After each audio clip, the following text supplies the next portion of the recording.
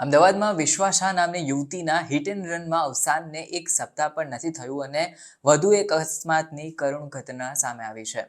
આમાં એક police constable જે હતો તે ફૂલ સ્પીડમાં ગાડી ચલાવી રહ્યો હતો અને તેને ન્યૂ વાસણા રોડ પાસે એક આખા પરિવારને અડફેટે લીધો છે. આમાં પરિવારના 4 સભ્યો હતા, ચારેયને ગંભીર ઈજા પહોંચી છે અને તેમને તાત્કાલિક એસવીટીપી હોસ્પિટલ હતી તેમાં સારવાર માટે ખસેડવામાં આવ્યા છે અને તેમને હાથ, પગ અને આંખમાં ગંભીર ઈજાઓ પહોંચી છે. આ અકસ્માતમાં ઈજાગ્રસ્તોની ઓળખ સામે આવી છે. ટાઈમ્સ ઓફ ઇન્ડિયાના અહેવાલ પ્રમાણે પાલડીના રહેવાસી આ પરિવાર છે. 37 વર્ષીય રોનક શાહ સારંગપુરમાં એક વેપારી છે, તો તેની પત્ની અને 2 દીકરાઓને લઈને તે બહાર નીકળ્યો હતો. હવે તેવામાં સોલા પોલીસ કોન્સ્ટેબલ વિજય અનિયારિયા પૂર ઝડપે ગાડી દોડાવી રહ્યો હતો અને આ સમયે તેણે એક સ્કૂટરને પોતાની ગાડીથી પાછળથી એવી જોરદાર ટક્કર મારી કે આ સ્કૂટર ઉપર સવાર 4 લોકો હતા, એક જ પરિવારના લોકો, તે હવામાં ફંગોળાઈ ગયા હતા. આ ઘટના વાસણા પાસે જીબી શાહ કોલેજમાં બની હતી. એના જે રોડ હતો તે આસપાસના ટક્કર એટલી જોરદાર હતી કે સ્કૂટર પર સવાર પરિવારના 4 સભ્યો ધડાકાભેર નીચે જમીન પર પણ પટકાયા હતા.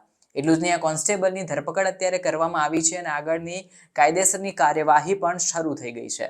આ અકસ્માતમાં પરિવારના 4 સભ્યોને ગંભીર ઈજા પહોંચી છે, જેમાં પોલીસ ફરિયાદમાં જણાવ્યા પ્રમાણે હવે રોનકને આંખ અને પગમાં ઘણું વાગ્યું છે.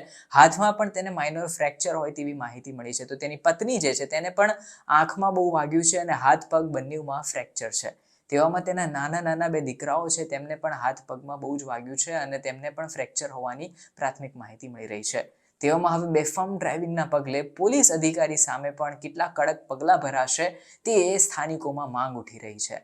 એમ ડિવિઝન ટ્રાફિક પોલીસ યુબીએ જણાવ્યું કે આરોપી કોન્સ્ટેબલ એલિસ બ્રિજ પાસે પોલીસ લાઇન જે છે તેના એચ બ્લોકમાં રહેતો હતો.